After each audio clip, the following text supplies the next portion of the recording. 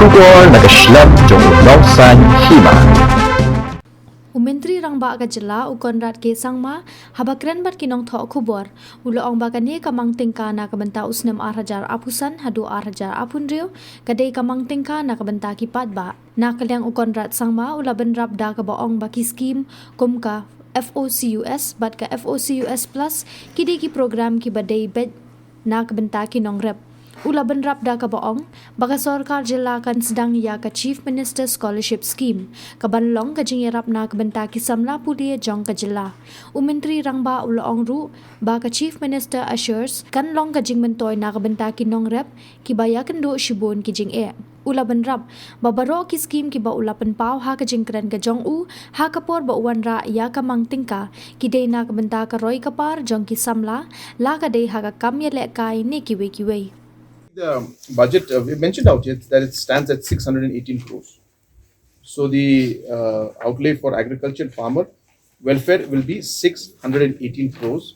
It's an increase of 43% from last year's allocation. Yeah, I mean basically the state's own tax revenue is mainly it will be the areas that we expect some growth is mainly going to be in the excise department. So we are working towards improving the overall collection and overall some policies where we may take certain collection of VAT and other duties in advance. So we're working on that because it is it again has got ramifications at the distribution and level. So it will put pressure, but we will see, we'll decide. But we're working on this internal reforms on how to increase that. So we expect excise to do better than before. And we also expect that in the GST also collection, we do expect some growth in that. Mainly these two, and of course our petrol, the VAT that we get from petrol and other, petrol and diesel. There also we expect that there will be some healthy growth in that also. So these are the three main areas where the state's own revenue. Basically, as you know, that there is a submarine cable that lands in Chittagong, and the Malaysian telecom as well as Bangladesh government and the telecom agencies there are the main people who are responsible for that. We have spoken to Power Grid or PowerTel, I should say, the telecom wing of Power Grid, and using their towers along with the MEPDCL towers, we are trying to get the link to the gateway directly and bring it to Shillong IT Park area, New Shillong area, so that we can, because that's where our data center also is coming up. So we'll be having a state-of-the-art 3-tiered data center also coming there. That's where our integrated command and control center also there, and that's where the IT park also is there, and that's where the secretariat also will be there. So if we can get the submarine cables, then we'll be able to get very high quality internet at a very good price. Problem is that there are multiple agencies, multiple governments that are involved, and therefore we have to really work hard, and especially if the situation now in Bangladesh, there are some hurdles we're facing. So that is a general idea, but we have initiated this last year. We've kept it under wraps because we wanted to talk about it only when we were able to move forward. So we have made certain strides, so we thought we'll mention it. The populist measures, if you look at the Focus and Focus Plus program that we're giving, these are programs that are meant to be given directly to the farmers. We have, even now as we speak, over 1 lakh farmers who are registered with us, who are receiving funds directly from Focus Plus and from Focus. Now we are going to be starting this CM scholarship scheme. So this is going to give 6,000 rupees annually to every post-matriculate student. So this is apart from the central government, tribal affairs ministries scholarship that Government of India gives. Over and above that, the state also will now give 6,000 rupees per annum to the students who are studying post-matriculate courses. So there are about 80,000 of them. So they'll be receiving this money. Apart from that, programs like CM Assure, this is meant for the farmers during their distress. We have kept, last year itself we kept 100 crores. This year again we are adding another 50 crores. So we'll have a pool of 100 plus crores in this kitty. And as per requirement, we'll keep topping this up. But this money will be available to help farmers during their distress that is there.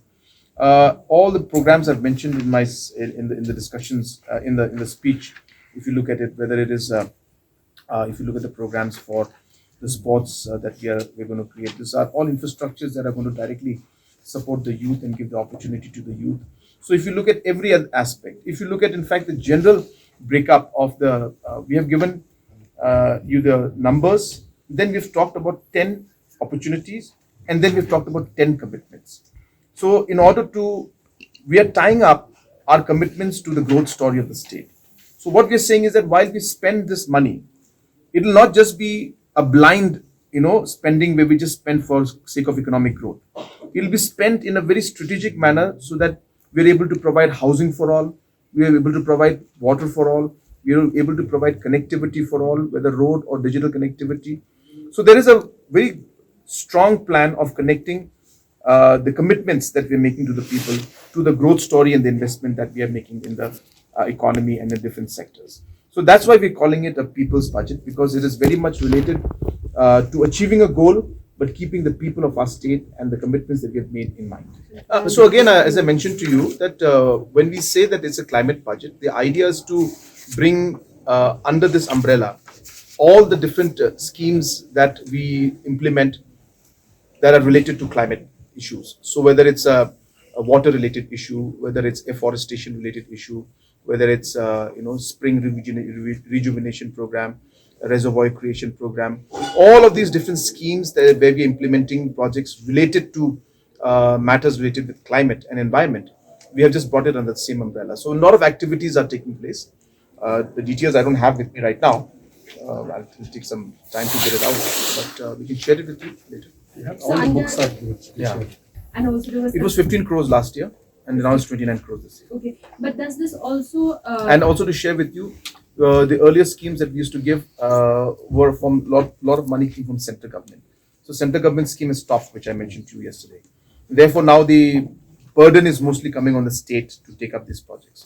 But what is important, as I said, which I mentioned yesterday in the discussion, in the resolution also, in the motion also, is that you can't look at the border area development only from this one scheme. We are stressing on the border area development from many schemes, and many projects are going on, whether it's from education, whether it's from PWD or health. This is just more like a gap funding. So wherever the MLAs are feeling that apart from their MLA scheme, apart from the CMSDF scheme, they need something for school building, construction, or something for a small repair here and there. So this is more like an untied gap fund which is available, and it is more flexible in nature, and that's why MLAs prefer it. Through department, the procedures are quite long, and they're quite used to, as mentioned by Renik yesterday, they're used to getting this. So therefore, suddenly Government of India stopped. So now we are just trying to, in a way, make up for that by giving certain additional amount. And as I mentioned yesterday, that I will increase it. So it was last year it was 15 crores. This year I've put it up to 29 crores. So what I just wanted to add was talking about the security personnel that are deployed there. There's always a notion that as a sort of punishment, most of the police are being sent to the border because of the lack of infrastructure and not proper facilities. That will not be under this. This is a BADP, so police will take care of that. So I think you're aware that the Home Department, we have given, what's the fund called? The flexible Police fund. infrastructure. PRF, yeah. PIRF. So Police Infrastructure Renovation Fund, it's called PIRF. So this is a fund we give to every SP. So what used to happen before, again a basic reform which we have done. So earlier the SPs, even for them to buy a CGI sheet or to buy an AC, the approval had to be taken from finance, planning department. So for a 50,000 rupee sanction, the process was so long that the police were not interested in taking it up.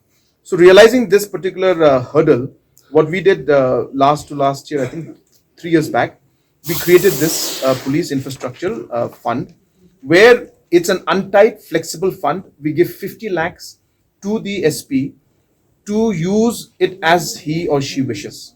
And we don't monitor it, but they don't have to take prior approval. So they can repair their police stations, they can repair the barracks, they can repair the toilets, they can put up other infrastructure for themselves. And this fund is quite flexible in the sense that they can use it for whatever purpose, constructive purpose. More importantly, as they utilize it, we keep giving more.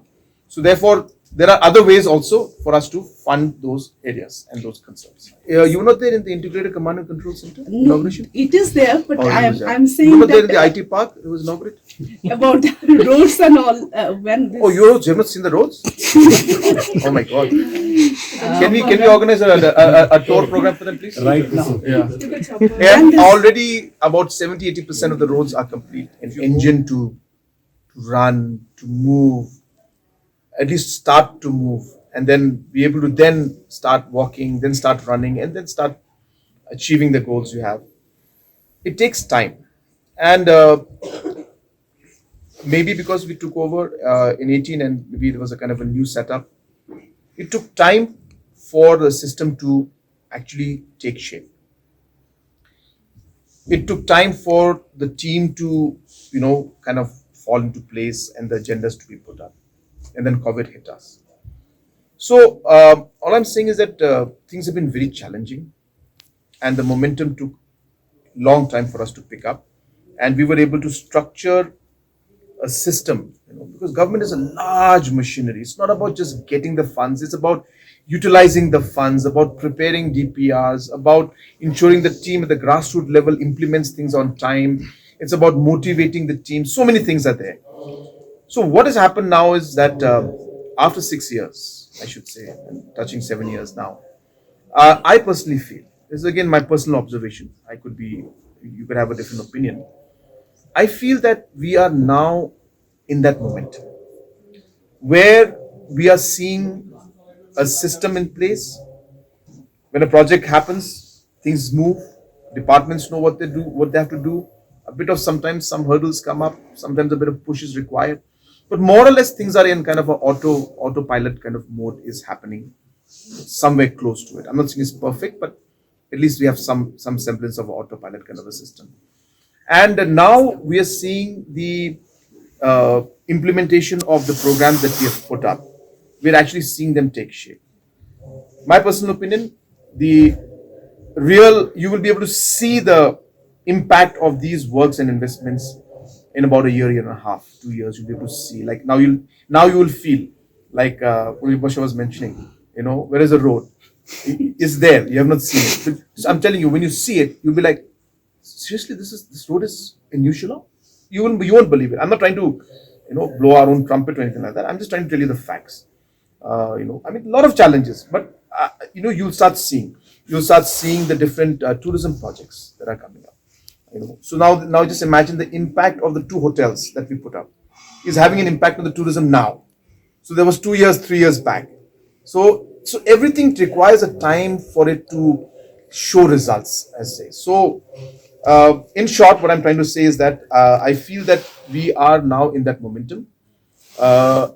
We need to finish some of the very, very critical, important projects that we are implementing, especially the infrastructural projects. I feel that it'll take time, a bit more to feel the actual outcome of things.